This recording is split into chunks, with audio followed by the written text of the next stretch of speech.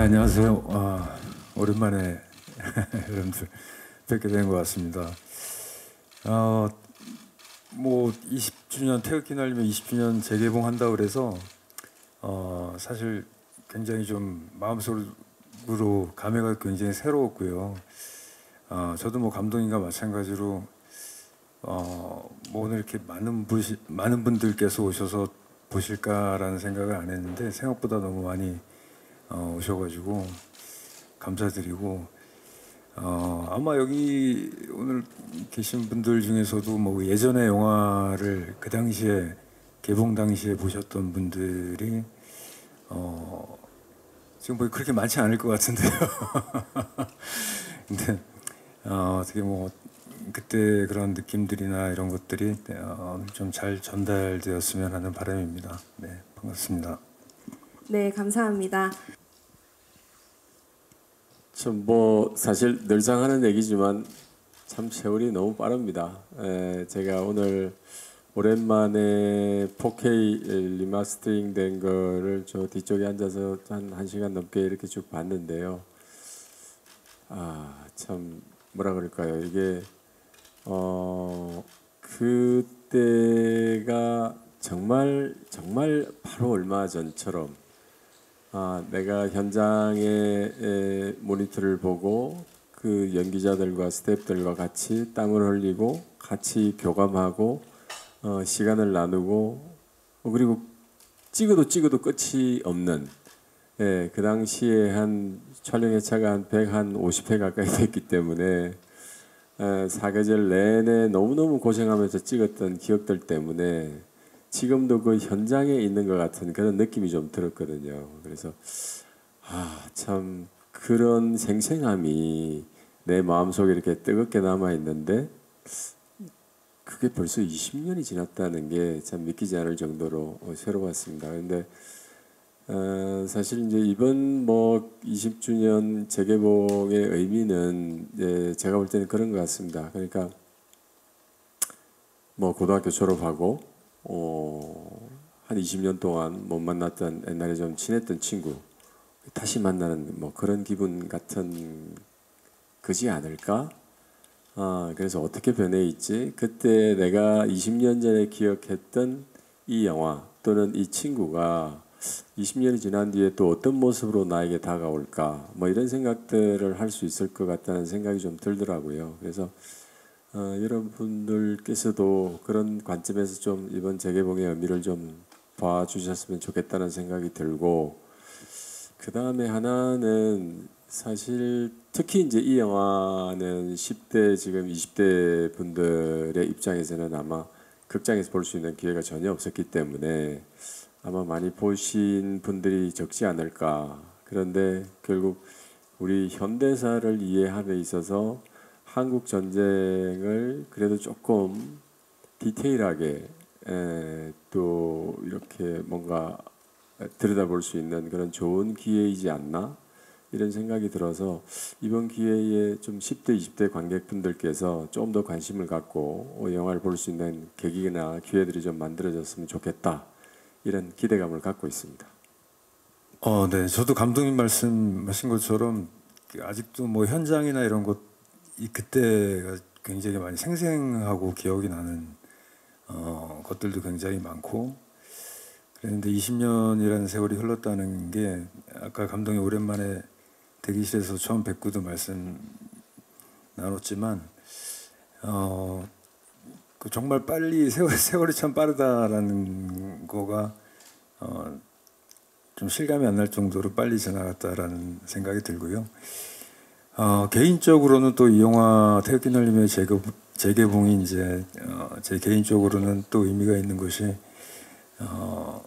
제가 이제 찍었던 영화들 중에 이제 제 아이들에게 보여줄 수 있는 영화들이 많지 않았는데 이번에 재개봉을 해서 이번에 아들을 데리고 극장에서 영화를 같이 볼 수 있게 되어서 또 개인적으로는 또 그런 좋은 계기가 되어서 굉장히 기쁩니다. 네.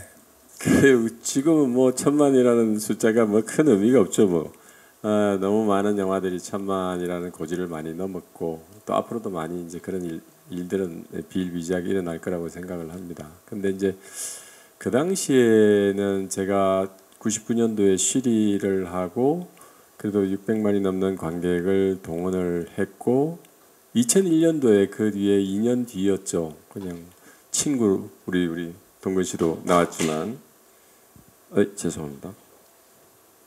네.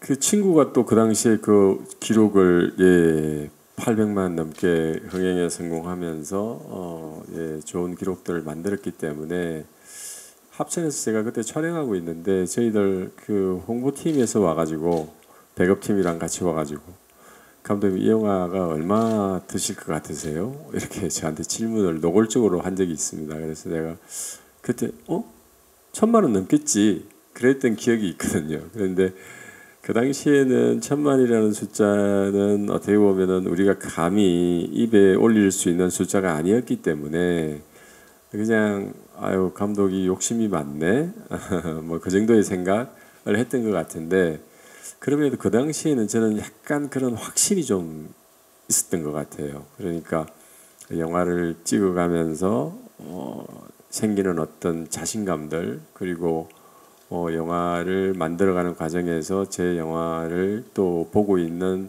우리 같은 스태프들 또는 주변 분들이 이건 좀 느낌이 좀 뭔가 조금 큰 방향을 불러일으킬 만한 어떤 가능성이 상당히 보인다는 얘기들을 많이 하셨기 때문에 뭐 좋은 결과들이 있지 않을까 그렇게 생각을 했는데 막상 개봉을 하고 그러한 결과가 나오니까요 정말 그때 제가 가졌던 그 생각 중에서 가장 컸던 부분은 이게 대한민국의 관객들이 이게 어떻게 5천만 국민 중에 1000만이 넘는 관객이 이 영화를 볼 수 있는 것이지 우리 관객들의 일단은 감사한 마음 플러스 정말 이런 그 컨텐츠나 영화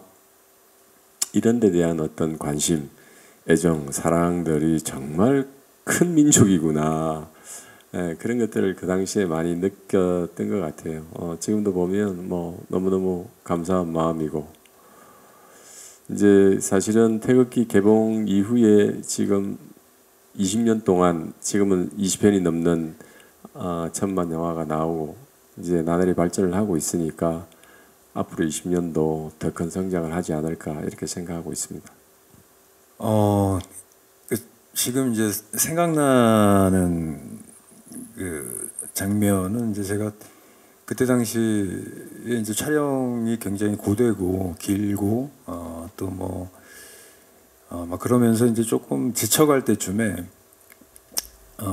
그때 당시에는 이제 뭐 당연히 필름으로 찍은 영화였고 뭐 지금은 요즘은 막 현장 편집서부터 그날 촬영한 것들의 어떤 분위기나 느낌 이런 것들을 바로바로 당일에 하면서 촬영을 할 수가 있는데 그때는 뭐 몇 달 정도 이렇게 촬영을 해도 이게 지금 잘 가고 있는 건지 이런 불안감들이 지금보다 훨씬 컸을 때였거든요. 근데 그럴 때쯤 제 기억에 한번 이제 현장으로 지금까지 찍어놨던 어떤 장면들이 이제 작업한 것들을 현장에서 모든 스태프들이 다 모여서 한번 본 적이 있어요. 근데 그때 그걸 보고 나서 모두가 다 막 환호하면서 박수치고 우리가 다 잘 가고 있다라는 어떤 확신 같은 게 들면서 그 이후로 굉장히 힘내면서 또 이렇게 에너지가 이렇게 모아지는 그런 경험을 했던 것이 지금도 되게 생생하게 생각이 나거든요. 그래서 그때 관객들이 이 영화를 우리가 생각하는 것 이상 기대 이상으로 되게 좋아해 주실 수도 있겠다 그런 생각이 들었고 뭐 당시에 뭐 이제 뭐 그 블록버스터 한국형 블록버스터 이제 이런 말들이 막 나오기 시작할 때였는데 뭐 감독님께서 하셨던 뭐 쉬리가 이제 뭐 가장 큰 계기가 되었었던 것이었고 그 당시에 이제 100억 넘는 제작비라는 것이 굉장히 굉장히 거대한 제작비였었죠. 근데 그런 걸 이제 뭐 주연 배우로서도 그렇고 뭐 감독님이나 뭐 또 마찬가지 더 하셨겠지만 그런 걸 이렇게 내심 이제 그런 부담감을 이제 짊어지고 그런 현장의 어떤 주인공으로서 현장에서 해나가야 되는 것들에 대해서 그날 그때 그 장면들 찍어놓은 것들을 이렇게 보면서 다시 이렇게 좀 다잡고 힘을 낼 수 있었던 그게 지금 갑자기 떠올랐었어요. 근데 어쨌든 굉장히 현장에서도 후회 없었고 뭐 그걸 이제 관객들이나 분들에게 전달이 잘 된 것 같아서 1000만이라는 숫자는 근데 그 당시에는 진짜 이렇게 상상하기 힘든 숫자였었거든요. 근데 그것이 이제 현실이 되어가는 것이 굉장히 좀 믿기지 않는 경험이었었죠. 예.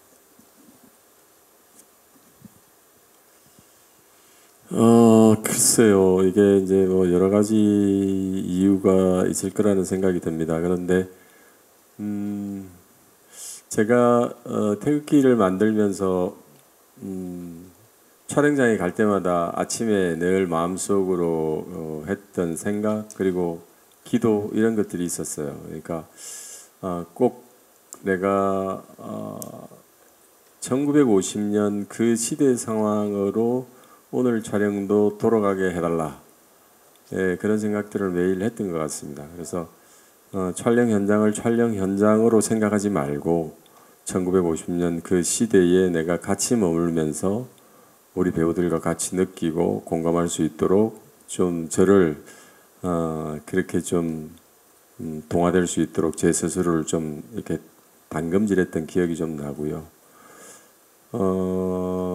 그 태극기는 결국은 우리 시대의 아픈 역사, 현대의 역사를 담고 있지만 결국 이게 가족 얘기이고 또 희생에 대한 이야기이거든요. 그래서 왜 많은 분들이 한국 전쟁사를 다루고 있지만 그 속에서 만약에 어떤 정치적인 이슈나 또는 글쎄요, 만약에 어떤 히어로 무비거나 또는 어떤 가해자, 피해자 뭐 이런 개념의 전쟁 영화였다면 세월이 지나서도 많은 분들이 그래도 한번 그 뭐 상영을 하고 있으면 다시 보고 싶은 이런 충동이 드는 영화가 될까라는 측면에서 저는 태극기를 통해서 제가 시나리오를 직접 썼지만 쓰면서 아마 제가 뭐 많은 영화들을 연출을 하지 않았지만 그 중에서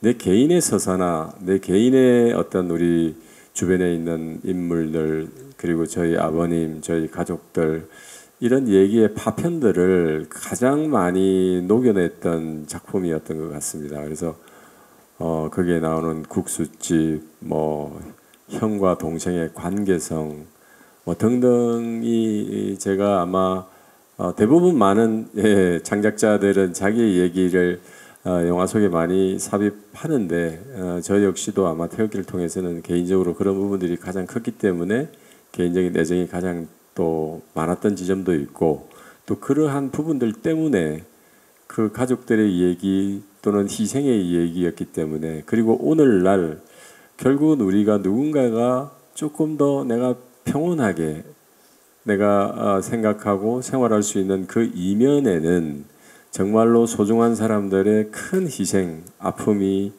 있다. 그 위에서 우리는 지금 오늘날의 어떤 자유나 번영을 누릴 수 있다는 생각, 뭐 이런 것들을 시사하는 바가 있는 것이고 이제 그런 보편적인 주제들을 우리 관객들이 좋아하지 않나라는 생각도 들고 결국은 아까 말씀드린 대로 이것은 바로 한 전쟁의 아픈 역사, 민족의 아픈 역사이지만 그것을 가족을 통해서 여실히 증명하고 보여줬다. 뭐 이런 측면에서 관객분들이 좋아하시지 않나 생각합니다. 몇 가지만 말씀드릴게요. 아마 이건 뭐 그동안 제가 또 인터뷰하면서 여러 차례 밝힌 바가 있기 때문에 아시는 분들은 충분히 아실 거라고 생각을 하는데 제가 1999년도에 쉬리를 하고 난 이후에 한국의 대작 붐이 일었고 그래서 정말 많은 영화들이 그 당시에는 상상할 수 없는 정도의 제작비 그 당시에 70억, 80억, 100억이 넘는 제작비는 한국 영화의 제작의 패턴으로 볼 때는 어떤 산업의 밸런스를 놓고 볼 때는 거의 불가능한 기획이었는데 슈리가 그 정도의 큰 성공을 거뒀기 때문에 너나 할 것 없이 굉장히 많은 제작사들이 굉장히 큰 대작 중심의 블록버스터 중심의 기획들을 했고 그리고 대부분의 영화들이 거의 성공하지 못했습니다. 그래서 태극기 할 때는 결국은 저희들이 136억이 1차 순수 제작비였는데 파이낸싱을 하는데 실패했고 단 1원도 파이낸싱을 하지 못했어요. 아마 정확하게는 우리 옆에 있는 장동건 씨도 아마 잘 모르고 계시지 않았을까라는 생각이 드는데 장동건 원빈 배우를 캐스팅을 해놓고 모든 스태프들과 모든 시나리오가 준비되어서 2월 말에 처음으로 대관령에서 겨울 장면을 촬영을 해야 되는 상황이었는데도 불구하고 1월 달이 되어서까지 돈을 구하지 못했어요.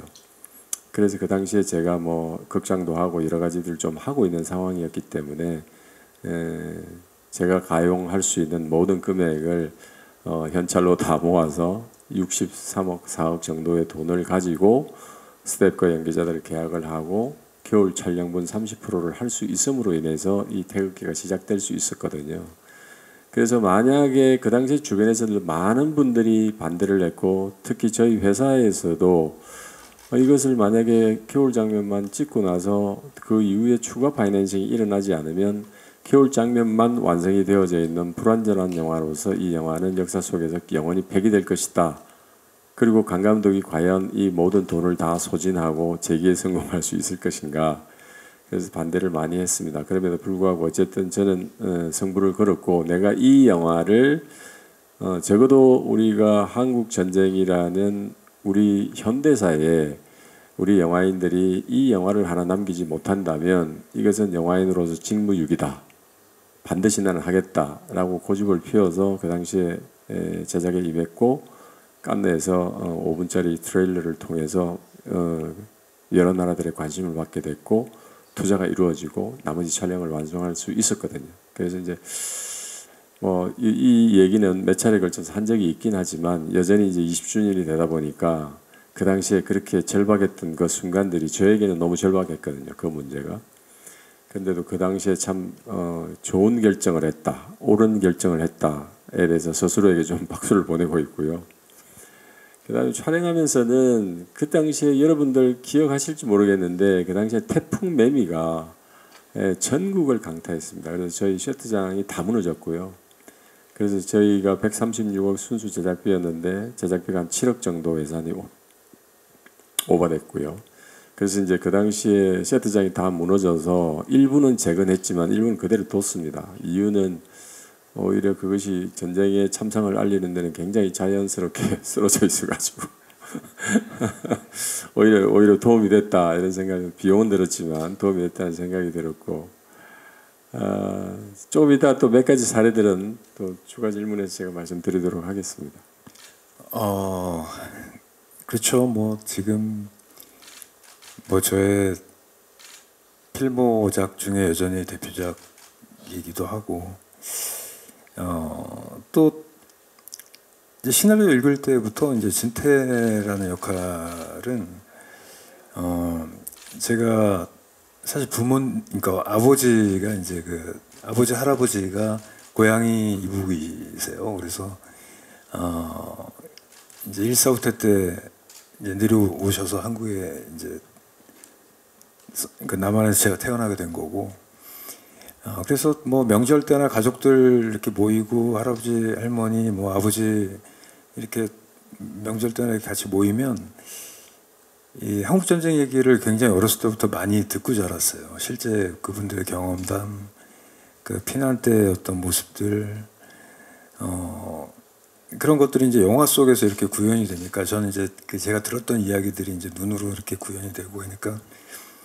어떻게 보면 저한테는 굉장히 좀 친숙한 것들이었고 그리고 어떤 그 진태의 마음과 그런 것들이 너무 이해가 가고 공감이 가고 어떤 그 가장으로서의 책임감 그리고 또 진석이가 동생이지만 어떤 그 정말 아들 같은 동생 또 그 당시에 가족을 지키기 위해 견뎌야 했던 어떤 청년의 모습 이런 것들이 그 당시에 저에게는 굉장히 되게 이렇게 매력적이고 인상 깊게 다가와서 지금도 제가 연기했던 캐릭터 중에서 가장 제가 마음에 들어하고 좋아하는 그런 캐릭터입니다. 진타라는 역할은. 예. 그렇지 않아도 원빈 씨도 같이 참석을 했으면 너무 좋았을 텐데라는 생각이 뭐 우리 동근 씨도 그렇고 저도 그렇고 다 똑같습니다. 그래서 제가 사실 그 해외 출장 중일 때 이 개봉 소식을 좀 듣고 좀 늦게 들었어요. 그래서 좀 이제 적어도 동건 씨하고 원빈 씨는 그래도 참석을 좀 하면 좋을 것 같은 생각이 들어서 연락을 취했는데 사실은 원빈 씨는 요즘 활동을 잘 안 하시니까 저도 좀 연락을 한 지가 꽤 됐어요. 한 4, 5년은 된 것 같아요. 그래서 보니까 전화번호가 바뀐 것 같더라고요. 그래서 조금 이번에 좀 제대로 소통이 되어서 같이 자리했으면 좋았을 텐데 좀 아쉬움이 있고요. 저도 대신에 이제 뭐 그래도 20주년이 올해고 아마 이번에 제천영화제에서도 아마 이제 조금 자리를 좀 만들려고 저희들이 준비하고 있는 게 있어서 그때 영화제 때는 사전에 미리 좀 우리 원빈 씨에게 연락을 해서 좀 여러분들하고 만날 수 있는 기회가 이렇게 좀 만들어지도록 최대한 노력을 좀 하겠습니다. 그 다음에 참 요즘은 뭐 기자님들도 좀 그런 생각들 많이 하시겠지만 K컬처나 한국 콘텐츠들이 어떤 위기인가? 어떤 문제가 있는가? 왜 요즘 영화 제작이나 OTT 시장이 이렇게 냉각되고 다소 이렇게 활발하게 움직이지 못한 이유는 무엇일까라고 좀 궁금해하시는 분들이 되게 많을 거라는 생각이 듭니다. 관객들의 기호가 급속하게 바뀌었나? 아니면 OTT의 등장이 그 정도로 치명적이었나? 뭐 등등 아마 다각적 해석들이 가능할 거라고 보는데요. 물론 뭐 이 자리에서 그 얘기들을 다 나누기에는 너무 좀 짧은 시간이겠죠. 네, 하여튼 분명한 것은 굉장히 다양한 문제들이 포진되어 있다. 그런 측면에서 결국은 우리처럼 영화를 직접 생산하고 만드는 사람들의 의식과 사고의 전환이 너무 가장 절실하다. 이제 그 부분이 일단은 가장 큰 이슈인 것 같고요. 그것이 전제로 된 조건 상황 속에서는 결국은 여건이겠죠. 환경이겠죠. 그래서 그 여건과 환경이 지금 제도적으로 크게 뒷받침되고 있지 못하다. 그러니까 어떻게 보면은 컨텐츠의 중심에 있는 스텝, 배우, 작가 이런 창작을 주도하는 사람들이 생각과 뭔가 의지가 개선된다는 전제 조건에 조금 더 집중하고 조금 더 뭔가 관객과 더 이런 큰 변화 속에서 깊이 소통할 수 있는 컨텐츠를 만드는 것에 집중한다는 전제 조건에서 우리나라는 산업적 기반과 구조가 상대적으로 우리가 K컬처가 오늘날 성장한 그 끝에 비해서는 상대적으로 좀 많이 취약하다. 그러니까 정부가 지원을 해주지 않으면 또는 어떤 시스템이 뒷받침되지 않으면 또는 특정한 대기업이 발을 살짝 빼기 시작하는 순간 우리의 이 생태계 자체가 너무 쉽게 흔들리는 거예요. 이것은 결국은 우리 한국 영화나 한국 콘텐츠 산업의 기반 자체가 굉장히 공고하지 않다.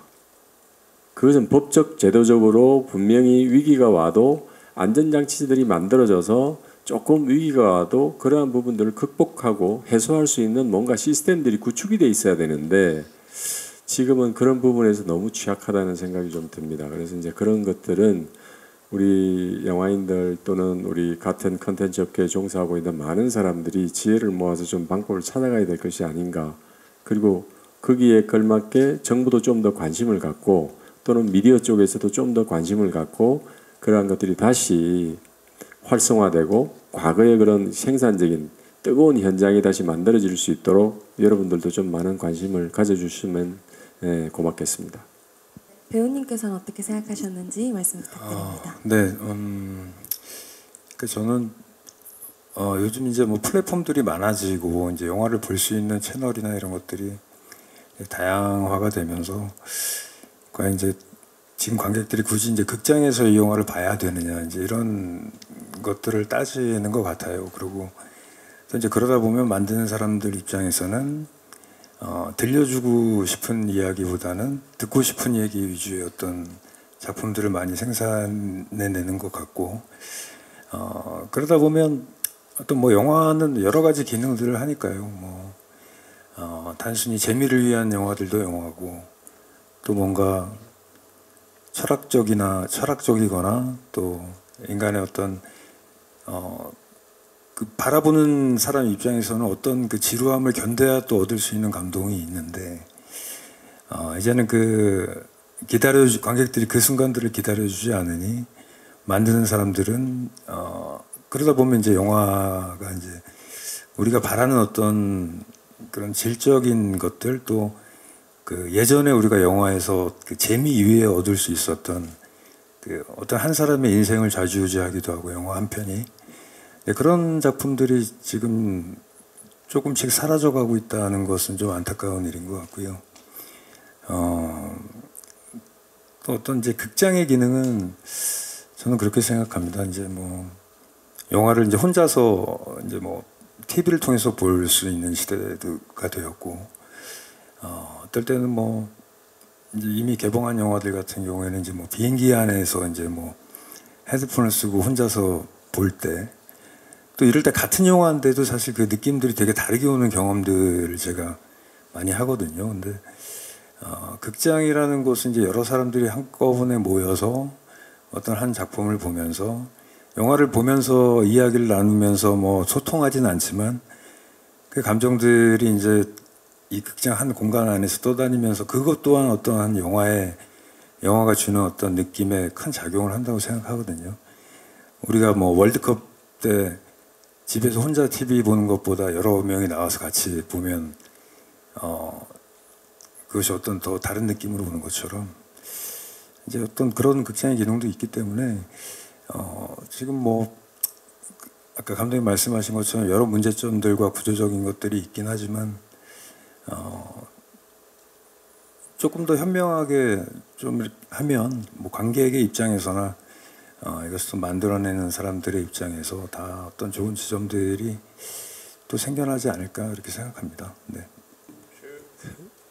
감독의 입장에서 모르겠습니다. 이제 감독마다 조금씩 차이는 있겠지만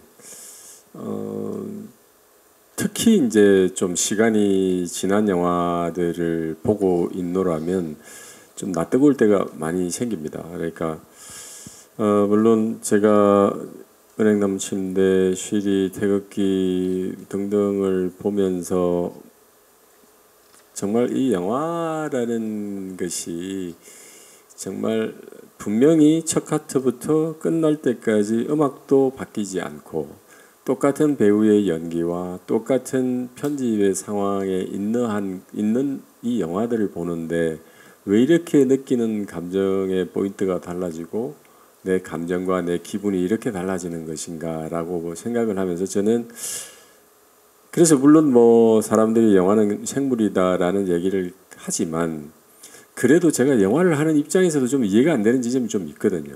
그러니까 우리가 노무현 대통령을 그 당시에 우리가 평가를 했던 거랑 지금 우리가 평가하고 있는 노무현 대통령은 분명히 다르다고 생각을 합니다. 그러니까 어떤 작품도 어떤 하나의 인물사를 들여다보는 것처럼 시대가 어떻게 변화하고 상황이 어떻게 바뀌느냐에 따라서 굉장히 그 관점이 달라지고 보는 시점, 느낌이 달라지기 때문에 평가가 또 달라진다고 생각을 합니다. 그래서 모르겠습니다. 이것을 태극기 같은 경우에는 그 당시에 조금 호평도 들었던 기억이 나고요.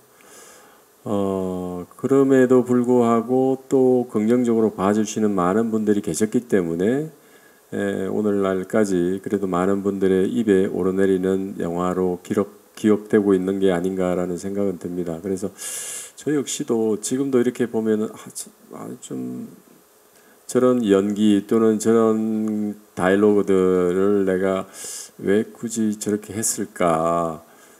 조금 더 멋있게, 조금 더 폼나게 할 수 있을 것 같은데 좀 유치한 것 같기도 하고 좀 낯대 같기도 하고 이런 부분들은 분명히 있습니다. 근데 이제 그러한 것들은 뭐 다시 편집하고 촬영할 수가 없는 거니까 또 그 시대였기 때문에 저런 촌스러움도 좀 있는 거구나라는 그렇게 또 생각을 하기도 합니다. 그래서 그것이 그 시대성을 또 보여주는 하나의 한 단면이기도 하고 좋은 쪽으로 생각하려고 노력을 하고요. 이제 그러한 것들이 결국은 저희들을 어떻게 단검질하냐 하면 앞으로 적어도 내가 영화를 할 때에 그 당시에는 저 부분이 제게는 별로 어색한 상황이 아니었음에도 불구하고 그 어색함이 왜 돌출되었을까를 생각을 많이 하게 되거든요. 이제 그러한 경우의 수를 작품을 해 나가는 과정들 속에서 최소화하고 줄여 나가는 것. 그래서 소위 말하는 단점을 최소화하고 장점을 극대화하는 이런 작업을 스스로 아마 이런 작품들을 통해서 많이 느끼고 배우는 것 같습니다. 지금은 못할 것 같은데요. 이제는 그때는 정말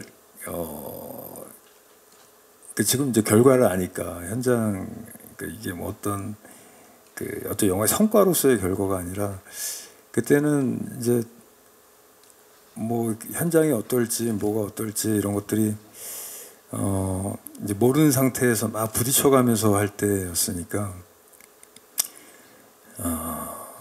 근데 이제 또 뭐 그런 점은 있죠. 그 당시 지금은 이제 어쨌든 영화가 만드는 과정에서 기술적인 것들 또 뭐 안전성 그다음에 이런 것들이 그때보다는 지금 훨씬 더 좋아졌으니까 가능할 수 있을지 모르겠는데 너무 힘들 것 같은데요. 진짜 저희들 태극기 촬영할 때의 어떤 전체적인 메커니즘하고 지금 뭐 비교가 안 됩니다. 정말로 비교가 안 될 정도로 많이 진화되어 있고 진보되어 있고 특히 사운드 같은 경우에도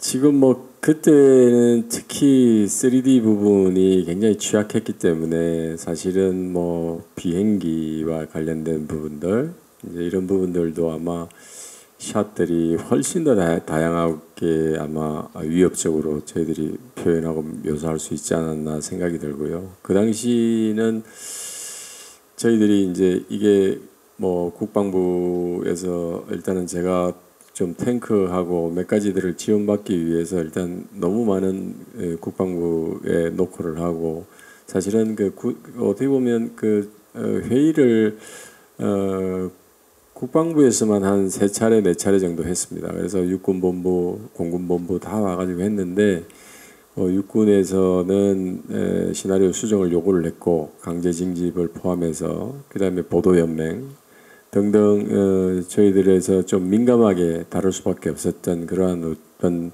우리 한국 전쟁의 조금은 민낯을 조금 이렇게 가리기를 원했던 거죠. 그걸 제가 받아들일 수가 없었고 그러다 보니까 지원을 못 받았죠. 그러다 보니까 저희들이 그 트럭 엔진을 이용해 가지고 탱크를 가동시켰기 때문에 이게 뭐 시속 5km밖에 안 나가는 그런 그 당시에 탱크를 가지고 여러 가지 촬영술과 눈속임을 통해 가지고 억지로 이렇게 표현했던 지점들도 생각이 나고요.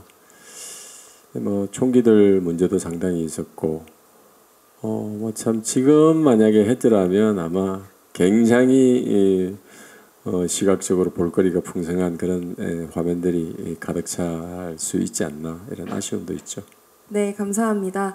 마침 이제 그때 당시에 제작 환경을 이야기해 주셔서 제가 또 여쭤보고 싶은 게 있었는데요. 그때는 말하지 못했지만 20년이 지난 지금에는 말할 수 있는 비하인드 스토리나 현장 에피소드가 있었을지 먼저 장동건 배우님께 여쭤보고 싶습니다. 말씀해 주실 수 있을까요? 그때 이제 뭐 참호 전투 장면이 있었는데 그때 이제 제가 왼쪽 무릎 연골이 이제 찢어져서 이제 잘 걷지도 못하는 상태였었어요. 근데 앞으로도 이제 막 전쟁 장면이 막 주구장창 많이 남아 있고 근데 그때는 또 이렇게 뭐 그런 것들이 이렇게 또 뭐 어떤 현장에서의 뭐 스태프들이나 다른 사람들의 어떤 사기에 영향을 끼칠까봐 감독님께만 말씀드리고 이제 항상 뭐 군복 안에 이제 무릎화대를 굉장히 두꺼운 철로 된 걸 차고 근데 또 마침 막 전쟁 장면이니까 조금 쩔뚝거리면서 뛰어도 이렇게 막 카메라에서 크게 표도 안 나오고 그래서 그걸 굉장히 막 참고 끝까지 촬영을 마쳤던 기억이 있는데 그리고 또 한 가지는 그 알려지지 않은 에피소드일 수 있는데 그 이제 최민식 선배님께서 그 이제 북한군 장교 역할로 나오셨잖아요. 근데 이제 진태가 이제 그 장교를 납치함으로 인해서 이제 무공정을 결정적으로 받게 되는 계기가 되는 건데 그때 최민식 선배님 이제 현장에 오셔가지고 이제 뭐 저나 이제 거기 다른 배우들은 이제 막 거의 뭐 전쟁 치르고 있는 사람처럼 막 이렇게 이미 막 이렇게 그 쩔어 있을 때였고 이제 최민식 선배님은 그날 촬영을 마치고 마침 제 기억으로는 올드보이였던 것 같아요. 올드보이가 그때 이제 개봉을 이제 앞두고 있어서 그때 이제 그 영화 잡지 표지를 이제 촬영하러 이제 가셔야 되는 상황이었는데 영화 보셔서 알겠지만 이제 진태와 이렇게 막 몸 뒹굴고 권총 한 자루를 두고 몸싸움하는 장면이 있는데 그때 이제 합이 잘못 맞아서 그 화약 그 총을 제가 그 최민 선배님 얼굴에 쏘고 말았어요. 그래갖고 근데 최민 선배님도 어쨌든 그 컷 할 때까지는 이제 그거를 참고 계시다가 이제 컷 이후에 이제 얼굴이 막 흑투성이가 돼 있으니까 이렇게 얼굴을 막 닦아보고 했더니 이제 파편들이 많이 얼굴에 박혀 있었더라고요. 그래서 개인적으로 너무 죄송하고 그랬는데 굉장히 흔쾌하게 정말 아무 일 아닌 것처럼 막 그렇게 해주시고 가셨는데 만약 이제 지금 같았으면은 이제 그런 안전사고들도 굉장히 덜했겠죠. 그러니까 제가 지금 최근에 지금 뭐 그 영화 한 편을 그 이제 태국에서 촬영하고 4개월 동안 촬영하고 들어온 지 지금 채 한 달이 안 됐는데 제가 이제 좀 놀랐던 것은 거기도 총기 액션 장면이 많이 나오거든요. 근데 요즘은 이렇게 총이 이렇게 가스총 같은 게 있어서 쏘면은 반동은 있되 앞에는 불빛만 나가더라고요. 그래서 거기에 이제 CG로 이제 총 그걸 입히나 봐요. 그래서 저도 네 처음 봤는데 이제 그렇게 촬영을 하니까 실제 가까운 거리에서 상대 배우에게 총을 쏴도 전혀 안전에 이상이 없는. 그래서 이번에 그 촬영하면서 그때 최미 선배님 많이 떠올랐고 이 자리를 빌어서 그때 되게 죄송하고 감사했다는 말씀 다시 전하고 싶습니다. 네. 네, 감사합니다. 저희 시간 관계상 이제 마지막 질문을 끝으로 기자간담회를 마무리해 볼까 하는데요. 네, 그동안은 이제 뭐 아이가 너무 어리기도 했고, 제가 그 유독, 이렇게 좀 미성년자 관람이 어려운 영화들을 많이 찍어서, 아이들에게 사실 이렇게 막 보여줄 수 있는 영화가 뭐, 연풍연가 이외에는 없더라고요. 그래서, 초등학교 시절에 이제 연풍연가는 이제 한번 같이 본 적이 있는데 보면서 이제 너무 오글거린다고 자기는 못 보겠다는 이야기를 했었던 게 기억이 나고요. 그래서 이제 뭐 저는 개인적으로는 뭐 그래도 아빠가 유명한 배우라는데 본인이 아빠가 나왔던 영화는 이제 잘 본 게 없고 하니까 이번에 이제 중학생이 되고 나이도 이제 되어서 이번에 영화를 재개봉한다고 했더니 아들이 먼저 극장 가서 자기 같이 보고 싶다는 얘기를 해서 지금 예매를 해서 볼 예정입니다. 네. 네, 태극기 재개봉하면서 그런 생각이 좀 들더라고요. 어떻게 하면 좀 극장이 다시 살아나고 활성화될 수 있을까? 요 최근에 뭐 여러분들 서울의 봄이나 또는 파묘나 뭐 굉장히 좋은 성과들이 있었죠. 근데 이제 그곳에서 끝나지 않고 조금 더 다양한 영화들이 극장에서 관객들의 사랑을 받을 수 있는 그런 기회들이 좀 많이 만들어져야 된다는 생각을 늘 하고 있는데, 그런 측면에서는 어떤 특정한 영화가 뭐 이렇게 특별한 사랑을 받는 것도 굉장히 중요하지만, 다양한 어떤 작품들을 극장이라는 공간을 통해서 좀 보고 싶은 그런 관객들도 분명히 많이 있다. 우리 이런 관객들을 위해서 뭐 이런 재개봉을 포함해서 조금 더 다양한 장르, 다양한 소재의 영화들이 영화관을 통해서 좀 더 많이 소개되고, 그렇게 해서 다양한 컨텐츠들을 좀 극장이라는 공간을 통해서 조금 보고 즐길 수 있는 그런 여건들이 좀 더 만들어졌으면 좋겠다라는 측면에서 사실 뭐 태극기 같은 경우에도 또 이러한 영화를 또 보고 싶어하는 그런 관객들에게 조금이라도 조금 그 욕구를 충족시킬 수 있는 그런 기회들이 만들어졌으면 좋겠다는 생각이 들고요. 좀 늘 드리는 말씀이지만 항상 좀 제가 요 최근에 저희들하고 이 그 회사들 조금 그 감독들하고 모임이 있어가지고 뭐 주변 감독들이랑 자주 이렇게 한 달에 한 번 정도를 만나서 뭐 요즘 작품 준비하는 것들 이런 것들 얘기를 하는데, 제가 박찬욱 감독한테 참 부럽다. 어떻게 그렇게 계속 쉬지 않고 작품을 하는지, 정말 그 보따리가 굉장히 뭔가 갖고 있는 보따리가 많아서 하나씩 풀어놓는 것들이 되게 부럽기도 한데, 뭐 요즘 아마 대부분의 많은 감독들이 과거에 비해서는 작품들을 좀 많이 준비하는 것 같아요. 여러분도 아시다시피 요즘 투자받기도 좀 어려운 그런 시장 환경이고, OTT를 포함한 드라마 시장도 굉장히 경색돼 있기 때문에 한두 편 준비를 해가지고는 이게 뭔가 작품화되는 과정으로 연결되는 것이 많이 어려운 상황인 것 같습니다. 그래서 저도 지금 뭐 OTT를 비롯해서 영화들을 저희 회사와 함께 여러 개를 준비하고 있는데, 어느 게 가장 먼저가 될지는 그래서 최소한 좀 그래도 올해는 결정이 돼서 내년에는 촬영 들어갈 수 있도록 지금 매진하고 있습니다. 근데 뭐 지금 20년이 지난 지금에도 이렇게 기억해 주시는 분들이 많은 영화이니까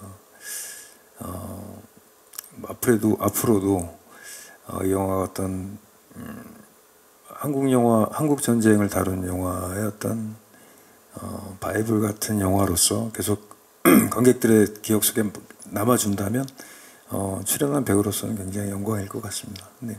제가 은행나무 침대나 쉬리 같은 경우에는 그냥 순수하게 어떤 아이디어, 창의력을 가지고 그냥 만들었던 오리지널 시나리오에서 만들어졌던 순수한 창작물이었던 유형의 작품들인 거죠. 근데 이제 그런 영화들은 그런 영화대로 어떤 가치가 있는 것이고, 우리 역사를 다루는 영화, 역사 속에서 그래도 우리가 아까 제가 역사에 대한 배임이다라는 말씀을 드렸다시피 영화인들의 배임이다라는 말씀을 드렸던 것처럼, 적어도 우리의 역사 속에서 우리가 꼭 그래도 건드리고 얘기하고 같이 공유하고 그래야 되는 무엇은 반드시 있다고 생각합니다. 그래서 그 중에 한국 전쟁은 정말 우리가 두고두고 우리 근현대사를 느껴가는 우리들에게는 꼭 이것은 무엇이었나 우리에게, 그리고 이것으로 인해서 우리는 어떤 영향을 받았고 미래에는 이것이 어떻게 작용할 것인가, 이러한 부분들을 생각할 수 있는 계기들이 분명히 이러한 역사적 사실을 다룬 영화들을 통해서 저희들은 느끼고 성장해 간다고 생각을 합니다. 그래서 태극기가 적어도 한국 전쟁의 과거와 미래, 그리고 이러한 것들을 통해서 과연 우리의 삶이 어떻게 변형되어 갈 것인가를 생각하게 할 수 있는 그 정도의 기능과 역할을 앞으로 10년, 20년 뒤에도 꼭 했으면 좋겠다, 그런 생각이 들고요.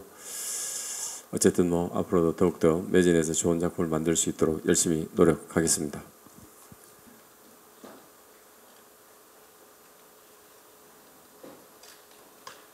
포토타임은 단독 촬영을 진행한 후 단체 촬영 순으로 진행하겠습니다.